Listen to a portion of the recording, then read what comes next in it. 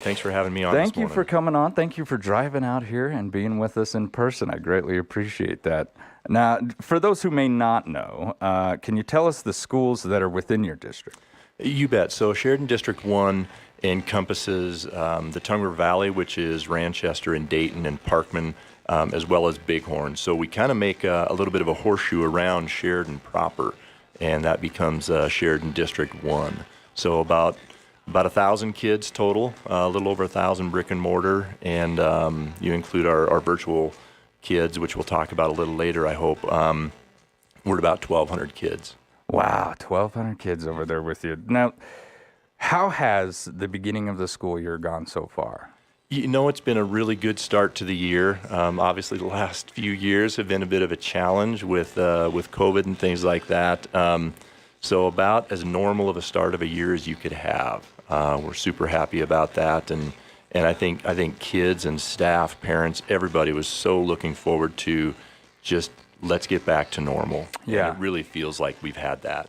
Now, are there still any kind of restrictions regarding COVID or any warnings from the CDC or Wyoming Department of Health or anything like that? Still? You know, we continue to follow that very closely, and really right now COVID is being treated like you would a cold or a flu or strep. It's make sure, you know, if you do test positive, you're going to stay home for the 5 days and then reassess for symptoms. And you can come back on day 6. They recommend wearing a mask, but it's not mandatory. And so it's really kind of like we normally would do if a kid were sick. We don't do the contact tracing. We're not keeping families home because mom has it. And so it's like a very, very normal start to the year. See, that's fantastic to hear. Now, I know that like hand sanitizers and things like that were probably put at the doorways and stuff. Are those still being maintained? Is that practice just kind of now a general practice? It really is, Floyd, and we have the hand sanitizers still there. We did keep 2, we call them COVID cleaners, for lack of a better word. We have 2 extra custodians in the district than we would normally have. And they hit our high-touch areas, our locker handles, our door handles, all of that throughout the day. And it's a practice we're probably going to continue because what we noticed is our absences due to flu and common cold also went down during this period by doing these extra cleaning measures. And really? So Yeah. for us, it's going to be worth keeping that on. And it's always hard, you know, it's hard to find custodial help, kitchen help. Things like that. So the fact that we were able to keep these people on full time, we used to have 4 during the heart of the COVID outbreak. We had 4 COVID cleaners, and we reduced to 2, and we will probably continue that for the next couple of years. Well, it's actually fantastic to hear because, you know, cutting down absences for any reason is great. So now, what exactly are the duties of a superintendent within a school district? Sure. So the superintendent's kind of the CEO of the organization. I work for a board of trustees. We have a 5-member board. And the board's responsibility is to kind of outline policy and set policy in partnership with the superintendent. So we take a look at what do we want our kids to know and be able to do, and then how do we make that happen? So, you know, really the superintendent and the board work hand in hand on directing finances, where the finance is going to go, what do we want to see for our kids K through 12. And superintendent kind of directs that, and probably the largest job that I have is hiring good people. Yeah. And once you can do that, then you let them take over. I think it was Steve Jobs that said, you know, it doesn't make any sense to hire really good people and then tell them what to do. You know, yeah. So you hire great people and then allow them the parameters, you know, with some borders to do what they do best. Now, what inspired you to take on this position? Because this is a lot of responsibility, a big position within the school district. What started that fire? You know, I'd started off like most people in administration. I started off as a teacher and a coach. And was encouraged to get a master's in counseling from a friend of mine when I was teaching down at Laramie High School. So I'd moved into that position, and a couple of people asked me if I would consider going in for an administrative degree, and so did that and was the principal at Tongue River Middle School for 4 years. And really, it wasn't a position I was seeking. I was approached by the board to consider it when our superintendent had resigned, effective at the end of the year, if I would consider that position. So it was really just kind of based on the confidence that the school board had in me, and friends encouraging me to take that position and to help lead the district. Now, can you tell me a little bit about the push for K through third grade literacy? There is an entire, I don't know what you would call this, a booklet out there that I ended up finding. This is a big push from the Wyoming Department of Education. What is that in regard to? Why are we focusing on this? You bet. Great question. And the big push there is we know that if kids are reading at grade level by the end of third grade, their chances of graduating from high school, which we know opens so many doors for kids, is so important. And so we're wanting to make sure that kids are prepared and ready for the academic rigor that they're going to experience. And so the K-3, that's where the magic happens. If you ever go into a classroom and you look at what those kids do in kindergarten through third grade, it really is magical. And for the kids to be able to understand how to read and read well. And that's kind of a misnomer. Part of the push from the legislature is they look at test scores and say, okay, 50% of our kids can't read. That's not true. The YTOP does not measure reading specifically. It measures a whole bunch of different things under language arts. But we do want to make sure kids are reading at grade level. So, we have assessments that are in place. We take that information, and we have responded. We applied for what's called the Y-Built grant, Believing in Literacy Together. Wyoming put that together. And so we have a 3-year grant. With that money, we've hired a literacy coordinator and 4 literacy coaches to work with our staff on how best to address the needs of kids. And so if we see a kid that is not reading at grade level, they step in with learning strategies to help the teachers help those students. Now, reading comprehension is obviously probably one component of that, because a child can read, maybe they can read well, but understanding what they're reading, I think plays, and obviously I'm not a teacher, I'm just assuming, right, plays a huge part in this program, correct? It is, and comprehension is a big piece of that. And so, it's one thing to read the words on the page, it's another to understand what are the words trying to tell me. Can you pick out the main theme? Can you tell the author's purpose? What is the voice that's being used? Those are all things that we want our kids to be able to know. Fluency is another one. Being able to read at a rate that allows you to get to the end of a storybook or a chapter. And so, can you read with fluency? That's another area that we look at. Decoding. Can we make sense of, if you see a word that you've never seen before, do you have the tools to be able to decode what that word maybe means, because you know what the prefix means and you know what the suffix means? So can I decode words? Because you're going to encounter, words in books and magazines, newspapers that you don't already know. Yeah. So can I decode that? That's interesting. I never really thought, I never thought of that, but that is like a core component at that age group. I think a lot of us take that for granted, that we can just do that.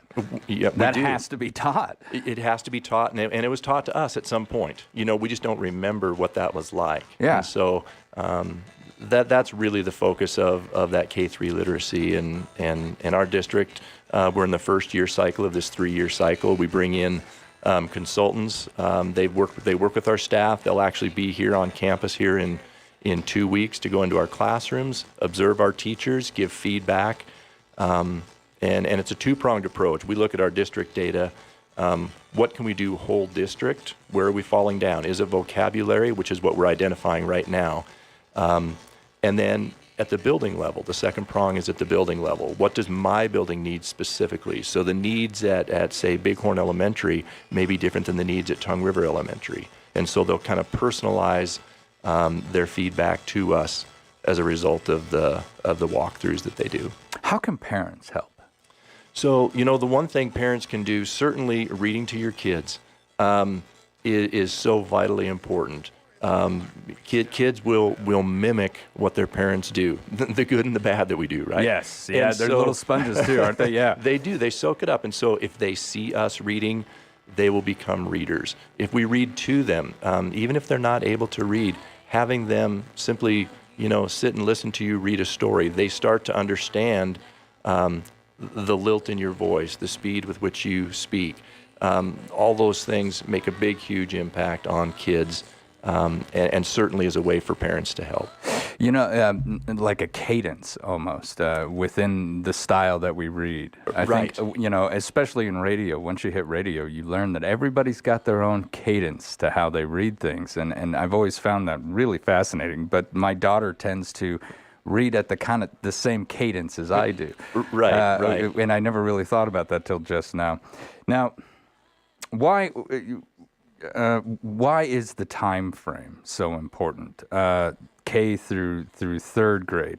Is this where literacy is kind of fundamentally built? I mean, we're not just putting a foundation down here. This is a house, right?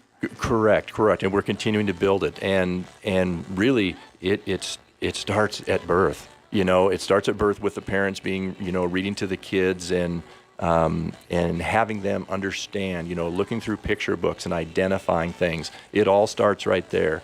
K through 3, we're continuing to build that house, as you say, and know that it's going to get more challenging as it goes. And so if you don't have that strong foundation in comprehension, fluency, and decoding, by the time they hit 4th grade, it's going to become more of a struggle. Now, we still identify those things, but you're playing catch up.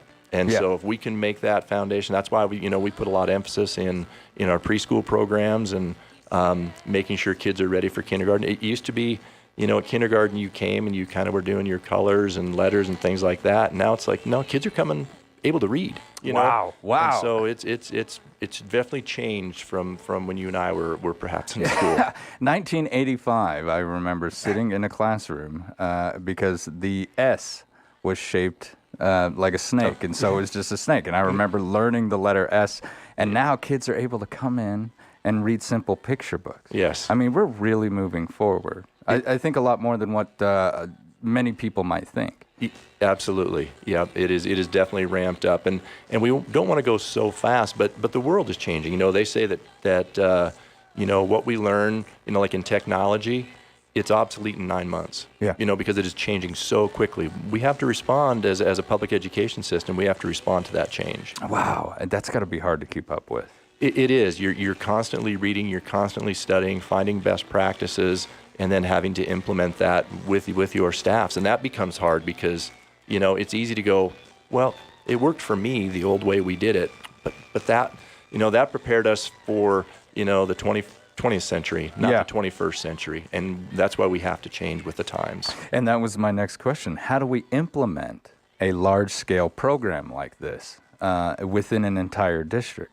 It takes a collective commitment, and we look at John Hattie's work. John Hattie has done meta-analysis of best practices in education. So a meta-analysis is taking a look at several different studies that have been done and then narrowing those down to see what works best.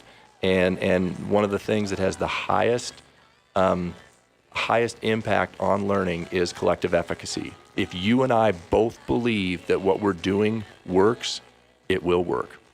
And so it has a 1.57 coefficient of effectiveness. In other words, and that could move a kid 2 to 3 grades. Anything above a 0.4 is about a grade's worth of growth. And so just the fact that if we all believe in this, if we make a collective commitment, you will make that gain. That's fascinating. Yeah, and if you don't, that's a recipe for disaster. You'll sabotage what you're trying to do as a district if people don't have that collective commitment. And in Sheridan One, we're very fortunate that people believe in this, and we talk about the buy-in, and they have. That's fascinating. Just if we all believe in it together, this can work. Sure, and there's been studies. I wish I could quote what study it was, but I remember this in my undergrad program, where they took a group of kids and they gave them to teachers, and they told the teachers, this group is a special group. They're really, really bright. They gave a second group and said, these kids are just kind of average learners. They took a third group and said, this is a group of low learners. They really struggle. And they did that study for like a 6 or 8 week period. Now, the reality was they were all just random kids. Yeah. But the kids that were told, the teacher was told that they are very bright and intelligent, scored much higher than those that were told that they were low learners. We responded. We got what we wanted. We expected the kids to be poor because that's what we were told they were, and that's what they ended up scoring at. So if you believe the kids can learn, they will. Wow. That reminds me of something in the military. I used to tell my team when we were building a bridge, you are the gold team. You are the gold standard. And I'm proud to say that they would beat record times getting that bridge up. Sure. Because they believed it. Yep. I'm gold. I'm going to go out there and I'm going to perform like gold. That's absolutely amazing. All right, when we return, we're going to continue with Superintendent of Sheridan County School District number 1, Mr. Pete Kilbride. This is Public Pulse on 930 KROE and 103.9 FM, Sheridan.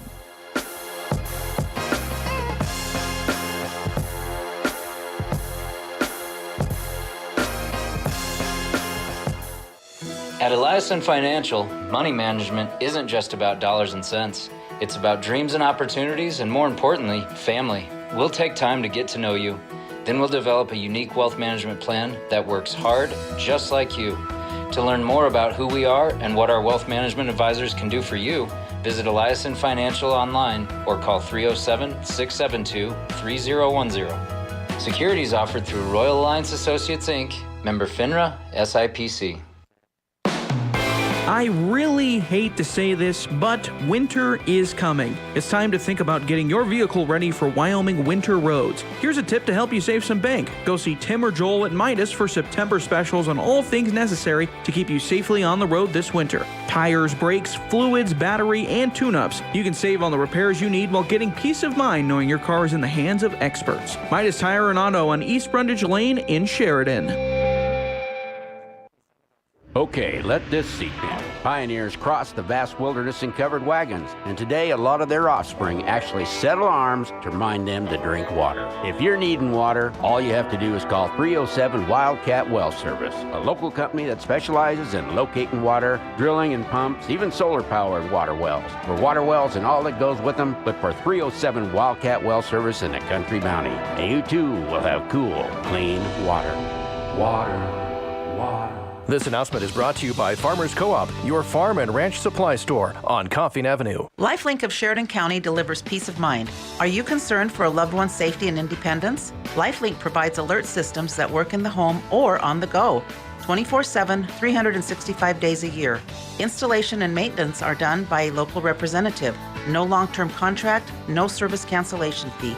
For more information on LifeLink, call Terry at 307-751-9348. As we enter the fall months, have you made that plan to market your business? Are you stuck? Confused on what to do?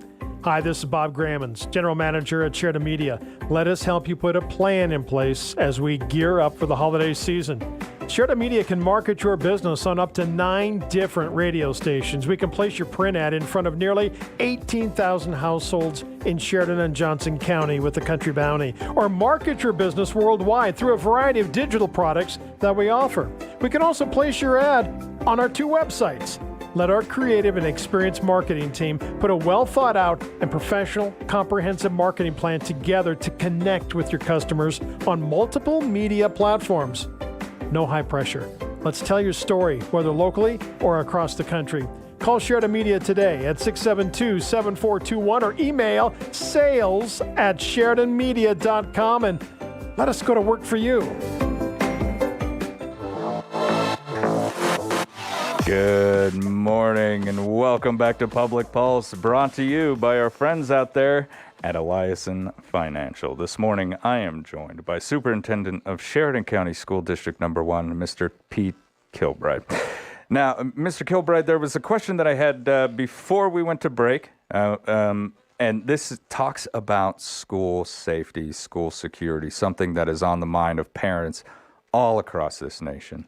What are the priorities when the district sits down to talk about school safety and security? So our big thing is, a lot of people will look at having an SRO on site in case of a bad event, like you read in the paper, and really what we have found is the social emotional well-being of the kids is probably the greatest preventative effort to having something bad go down. So we do have 2 SROs that we've brought on the last couple of years.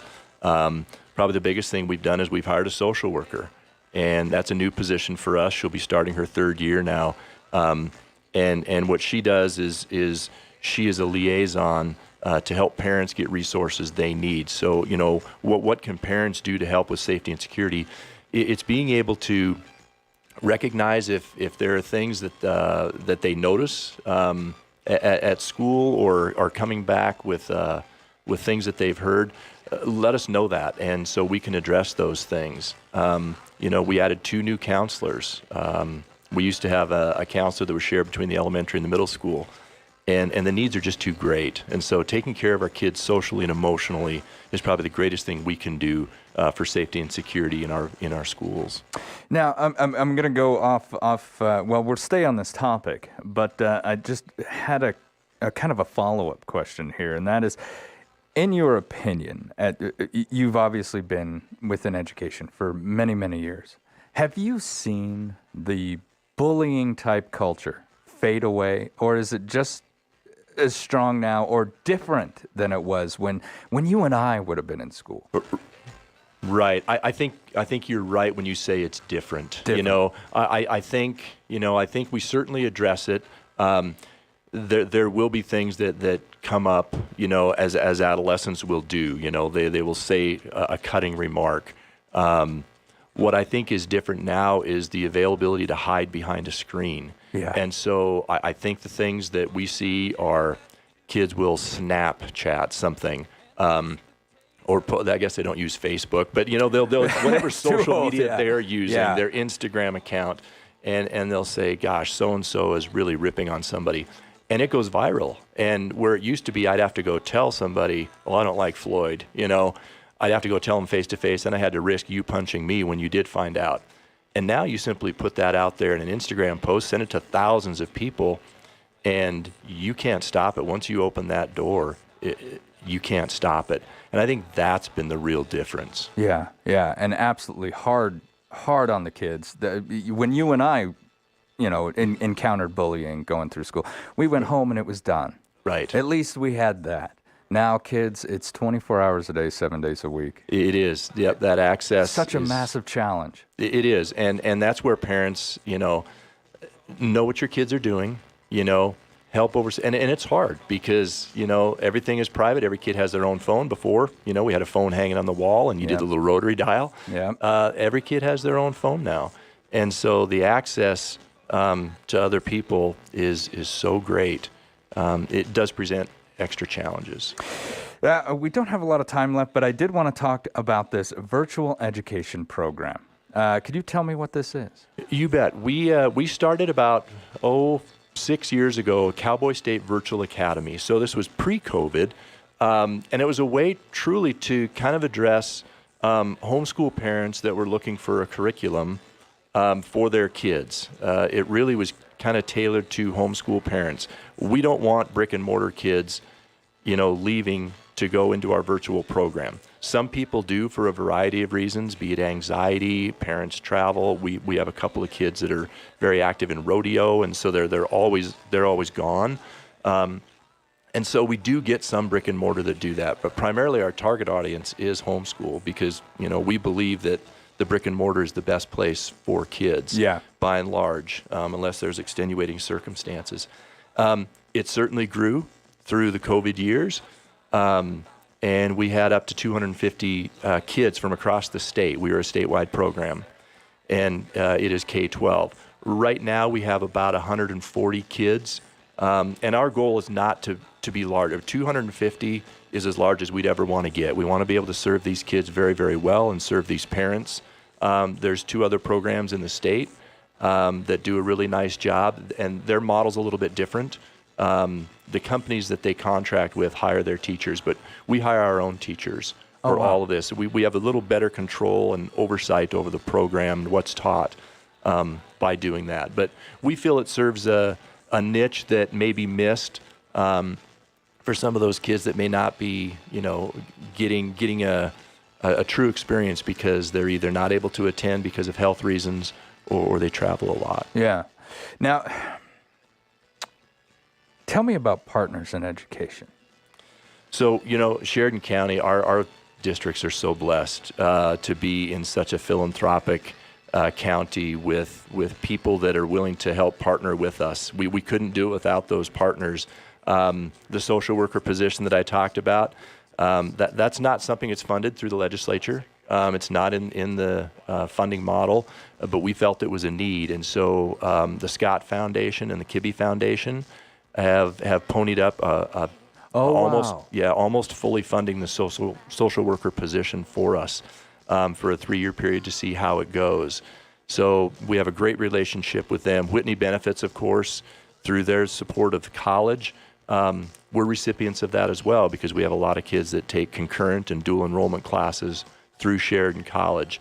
And so the Whitney Benefits program benefits us. In fact, we applied for a grant about 5 years ago and received an anatomage table, which is basically a computer display of the human body. And so our anatomy teachers it's not a cadaver, but it's about as close as you can get. Wow, really? And it's quite a spendy piece of equipment that we certainly could not have afforded, but Whitney Benefits came through. And then our relationship with the Boches, we pass a $500,000 for Board of Cooperative Higher Education Services. And so that helps fund some equipment for our CTE programs. And that's the community doing that for us because the $500,000 that you pay if you live in Sheridan District 1 goes to support those types of programs. So we certainly don't do it alone and are so thankful to our parents and our partners for coming together on educating our Sheridan 1 kids. And it's great to hear about how that generosity is going to, not just educate the kids, but give them fantastic opportunities like that table. Right. I wouldn't have even thought that you could get access to something like that in a grade school. To me, that's college and higher. Right. We're very, very lucky. And then the benefit is when these kids leave high school, they're so much more prepared for, in this situation, for a job at a clinic or a nursing home or at the hospital. And so it really does pay off. The investment we make now in our kids pays off down the road. Mr. Kilbride, we've run out of time, but I want to say thank you so much for coming in today. Thanks keeping for having us informed on a great school district, and I greatly appreciate it. Thanks so much, Floyd. All right, when we come back, we're going to speak with Sheridan County School District number 3 Superintendent, Chase Christensen. This is Public Pulse on 930 KROE and 103.9 FM. Sheridan.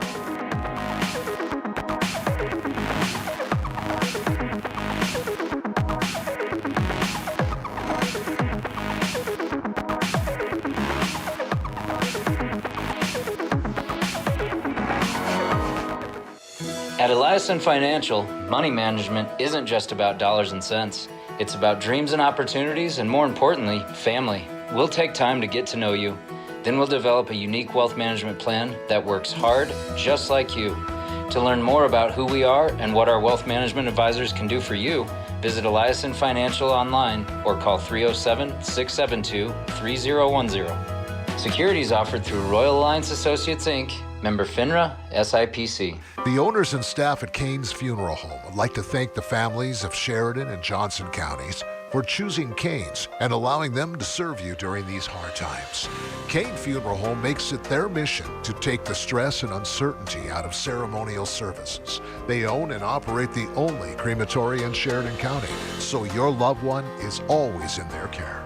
Kane's Funeral Home, Call 673-5837 or visit them online at canefuneral.com. Having your own business can be overwhelming. Harker Mellinger can make your life easier with payroll preparation, accounting, and tax services. Our fixed price agreement is set according to your needs and features unlimited phone calls and meetings for one monthly fee. Choose only the services you need, and we will tailor them to fit your business. Call today to see how we can provide you with cost-effective solutions. Harker Mellinger, 1811 South Sheridan Avenue in Sheridan. Sheridan Orthopedic Associates continues its over 50-year tradition of surgical excellence in Northeast Wyoming and Southern Montana with the addition of Dr. Jory Wasserberger, a Wyoming native, and fellowship trained at the Mayo Clinic in Orthopedic Sports Medicine. Dr. Wasserberger joins a team of highly rated surgeons providing spine, sports, hand, hip, knee, and shoulder surgery, joint replacement, and more, including emergency care 24/7, 365 days a year. Visit us at SheridanOrtho.com to learn more. Bye-bye, my good boy. Be good while we go on vacation. Parents get so uptight leaving us precious pets behind, but when they leave us in the quality care of McGraw's Paws, they really have nothing to worry about. We get lots of love and attention from the trained staff. This place is so nice, clean, safe, and pretty darn comfortable, so we dogs and cats have a good time while they're away. Plus, it's in a convenient in-town location for our humans. McGraw's Paws, 1820 Gabriel Court, next to Second Chance Cat Rescue. Call 307-381-2184. We're taking in-advance reservations. It's the Fall Y'all Festival, Saturday, October 1st, 10 a.m. to 2 p.m. at the Museum at the Bighorns. Free admission for all. Vendors, face painting, pie walk, contests, silent auction, kids crafts, live music, and more. Bring your whole family and enjoy the fun for the first ever It's Fall Y'all Festival, October 1st from 10 to 2 p.m. Lots of activities for everyone. Visit museumatthebighorns.org for more information. Museum at the Bighorns, 850 Sibley Circle, right off of exit 23.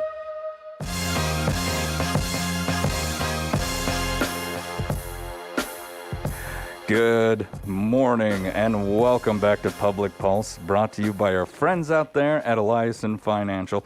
Now, for the second half of the show this morning, I am joined by Sheridan County School District Number 3 Superintendent Chase Christensen. Good morning, Mr. Christensen. Thank you, Floyd. It's nice to be in. Thanks for coming in. I greatly appreciate it. I've had a chance to talk to a lot of districts over the past couple of years, but this was the first time I really got to meet you guys face to face and have you right here in the studio. And so I greatly appreciate you guys taking that time, because I know you're pretty busy right now. It's a terrific time of year. You know, it's with the changing weather, and we're getting kids back into swing where everything's just kind of a normal run-of-the-day deal, and it's the best time of year, both for education as well as just living here. Now, when it comes to like getting back into a normal swing of things, I spoke to Mr. Kilbride just briefly on the COVID issue. Do you feel that we're trying to get back to or maybe we are getting back to a normal pre-COVID? You know, I think that we're pretty close to that, and we've been pretty lucky in Wyoming throughout the pandemic that we've been able to operate our schools in person for the vast majority of that time. We're continuing with some of the best things that came out of the pandemic for schools, keeping things a little bit cleaner, having some protocols in place where we're just making sure that it doesn't matter what illness is around. Yeah. We're able to operate with more students in seats in school on a regular basis. And so those best practices that we've taken, that you're seeing good results from those as well in attendance. Yeah, I think that it definitely throughout the past couple of years we've seen it knock down. I mean, the number of students out, number of staff out for flu, colds, everything to do with that. It's just I think it's better for education, better for us all around.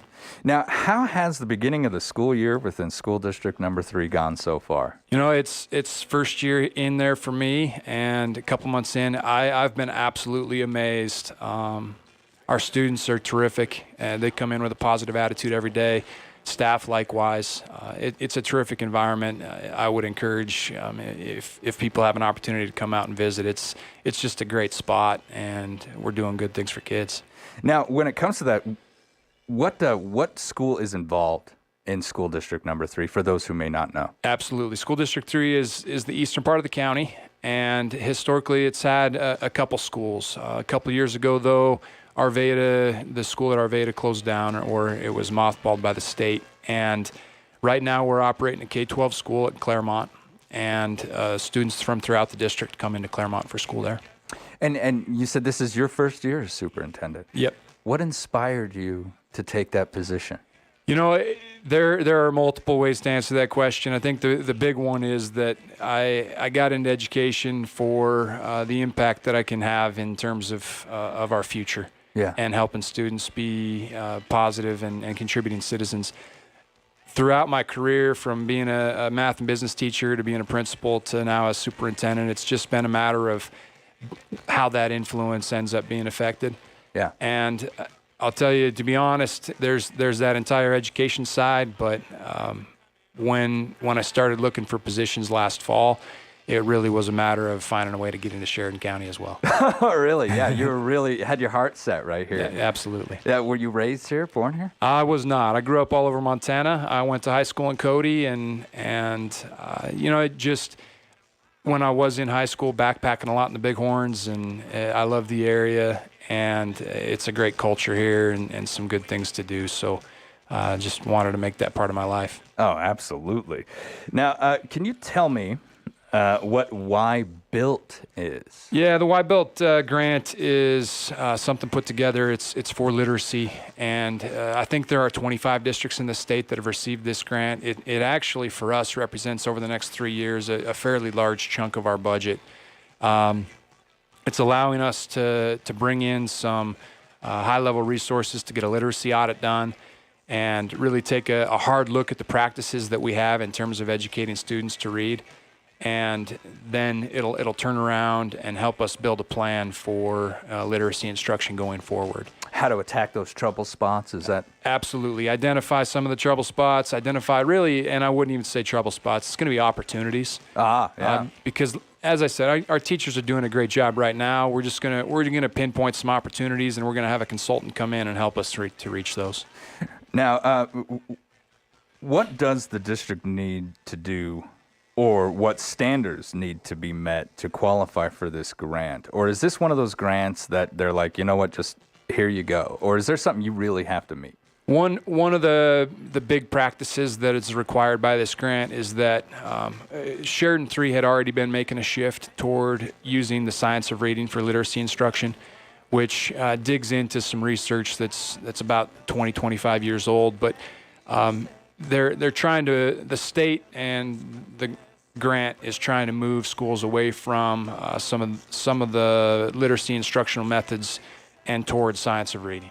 Science of reading. Yeah. Can you elaborate on what that is for me? Just a little bit, yeah. So it really digs back into phonics, phonological awareness, phonemic awareness for students, and making sure that they're able to understand the sounds, see the sounds, blend words, prior to when we think toward the end of that, looking toward reading fluency. And but it's digging back into the basics of reading and making sure that by the end of third grade, all of our students are reading at a very successful level, and they can use reading to drive their education rather than struggling with that later on. And kids' knowledge, as I was speaking on before, coming into kindergarten, first grade, they're so much farther ahead than where like I was. This fundamental change in reading. Have you noticed any issues as we're doing that? I mean, are we going too fast, or do you feel that, you know what, this is right on target? These kids can learn this, they know it, and they're moving right along. You know, I'd hate to find ourselves in a position where we're not challenging students. And I think that's our goal as educators, is for every single one of our students, find out kind of where they're at and use the tools we've got in place to drive that education forward for them. We're, at Sheridan 3 especially, we're in a great position with the number of students we have that we truly can tailor instruction and tailor what we're doing to each individual student and not worry about where the class is overall. Oh, wow, We're just trying to drive each kid to be as successful as possible. And if that means filling some gaps and bringing them up to that class level, that's terrific. If it means that they come in ahead of the curve and we're able to keep driving that, we're able to keep that going all the way through graduation. That's our goal. You know, I didn't really think about that until just now, but you do have a great advantage with the educators that you have out there and the amount of students that you have. Do you feel that the school district number 3 really gets to be a lot more personable time spent with students per educator? I think that helps us quite a bit. And there are, at the elementary level, we do have some mixed grade levels. So we've got first and second grade together, third and fourth, fifth and sixth. I really do look at it as an advantage all across the board. Number of students in the classroom. Our teachers have the opportunity to spend a couple of years with a student rather than a new teacher every year. Wow, yeah. I think the relationships that we're able to build, teacher to student and teacher to family, and really bring that into making a cohesive model for education, it's like I started out. It's a great opportunity. It really is, and I didn't know that a couple grades are together, and so one teacher could be my teacher for 4th grade and 5th grade. Huge advantage there. She or he gets to watch and help my progression for 2 years. I had a different teacher for, every year. Yeah, and I can't even think about the amount of attention that, and like you said, the relationship that's built. They know me better as we go forward, and that is a huge advantage. We lean on that too. I know you talked with Mr. Kilbride here just about school safety, and that's one of the huge points for us is that we make sure that those relationships are in place and students are willing to and have somebody that they're comfortable talking with when they get to school every day. You see that taking a big effect on safety and security in the students? Absolutely. If we're not having students that are allowing things to bottle up, if they're willing to have those conversations and Mr. Kilbride talked toward counselors and social workers in the district. That's all built toward creating those relationships and making sure that students have a safe space when they get to school and they're feeling like it's a safe space. Yeah. And I think that's another opportunity and great thing that we've got going is that we do have, students who are comfortable when they get to school. They can come in and talk to anyone in the office, their teachers throughout the day and make sure that we're on a level field. That's amazing. That's actually, a lot of people might think that, smaller school districts have some sort of disadvantage, but all I'm seeing is advantages in that. The time spent and the relationships that are built and the comfortable, I guess you could say, comfortability of children with staff. A huge advantage, especially in this day and age when I could feel comfortable going to a teacher and saying, hey, I'm getting bullied outside on social media. You might not see it here, but it's happening over here. Are you guys seeing problems with that as well? I don't think that any school is absent of those types of issues. And it's part of the makeup of the population we work with. And it's a difficult time in life, especially for those students in middle school, high school age. We're always going to see that. And it happens on social media. We don't see it as much within the building.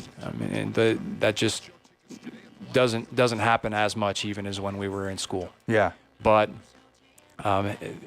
making sure that people or students are able to bring that forward, parents are able to have conversations with us when they have things come up. The other thing that we've got going and we're bringing in terms of use is if there ever is a threat within the school, we're using a comprehensive model to dig into that threat, work through it, and provide supports for a student that's in need. Yeah. And I think that's true across the state, across the county, but that's something that we're putting in place to make sure that we're providing that great environment for students to learn. Now, as superintendent, how important it is to you to create that or cultivate that positive school climate, anti-bullying, safety, taking into consideration the feelings and the anxieties of our students. Is that just like a large portion of your job to create that culture? It is a big portion, and it's there because if teachers aren't comfortable and students aren't comfortable, learning's not going to take place. And that's the number one thing is that a student can be safe across every measure, socially, emotionally, everything else, so that when they're in the classroom, they're able to focus on their learning. Absolutely. Like with hunger. We hear that a lot. If a child's hungry, they're not going to learn. Well, if I'm distracted or worried or feel like I'm about to get bullied at recess. I'm not focusing on my studies. Now, how is the district regarding YTOP scores, and how does the Wyoming Department of Education play into that? Yeah, so our YTOP scores and everybody's in the state were reported publicly last week, and the accountability reports came out. Right now, Sheridan 3, both at the K-8 level and the 9-12 level, we're at a point where we're partially meeting the expectations of the state, and there are a couple reasons for that. One thing I want to call out, our achievement levels for our students are very high, higher than state average. But the growth that our students showed last year on YTOP is what's causing that point to where the partially meeting expectations was set for the state. Because we're partially meeting expectations, we're going to put together a school improvement plan, and we're going to be working all year. We started before we even got back to school. Teachers working on learning how to use some data and planning in their classroom so that all of our students are setting their own growth goals this year. And they're taking a big part in that goal setting process for themselves, and that's going to help drive that growth so that we can get back to a point where we're meeting expectations and green lighted by the state. Now, at what age level do you look at me and you say, "Okay, Floyd, I want you to take your education seriously, and I want you to set your own goals"? I don't think that can start too early. Really? I think that the right conversation, even at a kindergarten level, the right conversation that takes place between a student and a teacher, I really look at goal setting and goal accomplishment as one of the great drivers in life. And that can happen as small a thing as, what are you going to accomplish today, up to, what are you going to accomplish in your career. And I think that if we're able to set our students on the path of goal attainment, and they understand that when I set a goal and I work hard, I can achieve it and I can be moving forward in my life, that's not a process that we can start too early. And that's a great point that you made, because even at a young age, you meet that goal, that self-confidence boosts instantly. I did this on my own. Mm-hmm. And being able to do that as a first or a second grader, because it just feels like kids nowadays are much more involved in their education than I was. And maybe that's just because of the way that I addressed my education at a young age. Or maybe it's because of educators like yourself who are saying, you know what, they can do this. And so we're going to present it, and we're going to watch it happen. Do you feel that? I think there is a recognition across the board. Students are pretty capable. Yeah. And when we allow that and we almost step out of the way and just let them achieve, pretty amazing things are happening. Yeah. But it's certainly a tailored process and a guided process. We've got terrific staff that are taking these challenges on and both learning for themselves at the same time that we're helping the students learn. But I think that, like you said, the agency that's brought into the fact when students are able to achieve a goal, see that outcome for themselves, see the results of good effort and hard work, it only ends up turning the corner for good things. Absolutely. I think if I had addressed or been addressed in that way at a younger age, I think I would have taken my education much more serious than what I ended up. Because, back in the 80s, it was just time to go hang out with your friends, right? The education portion of that was just kind of the side thing that you had to do. Now, when is the YTOP is administered to students? What time of year do we do that? We have some options to administer the test in an interim version throughout the year, and teachers can use portions of the YTOP in their classroom. But the actual summative test that the state puts together and all 3rd through 10th graders in the state take is typically around the start of April, middle April. Now, I'm running out of time, sir. I've only got about 2 minutes left, but I do want to address two things. Number one, can you tell me real quick about the partnership the district has with Sheridan College? Yeah, Sheridan College has been a great place for our students to be able to engage in dual and concurrent enrollment. We've got students that are taking online classes through the college, and that just provides a great variety in terms of what they're able to access in their high school education, as well as get some earning college credits while they're at our district. We've also got a few teachers within the school, and we're going to be working on getting some more that are accredited by the college to provide college classes within our building. And just making sure it's back to the goal setting deal. When we have a student that's able to successfully complete a college course before they get out of high school, they're far more likely to tackle another college course, choose to go to college, because they know they can be successful at it already. Absolutely. My daughter's a prime example of that. She was able to take a couple college courses while she was in high school, and it was kind of on that motivation I was able to convince her, just keep that ball rolling. As soon as we graduate, just go right into college, keep that ball moving forward. Now, Mr. Christensen, I want to thank you for taking the time, coming in here and speaking with me today. It was an absolute pleasure meeting you, and I'm looking forward to seeing you again. Well, I appreciate that. I hope we can make this a little bit of a kind of a regular thing. Me too. I think this would be great. All right. You've been listening to Public Pulse on 930 KROE and 103.9 FM. Share it.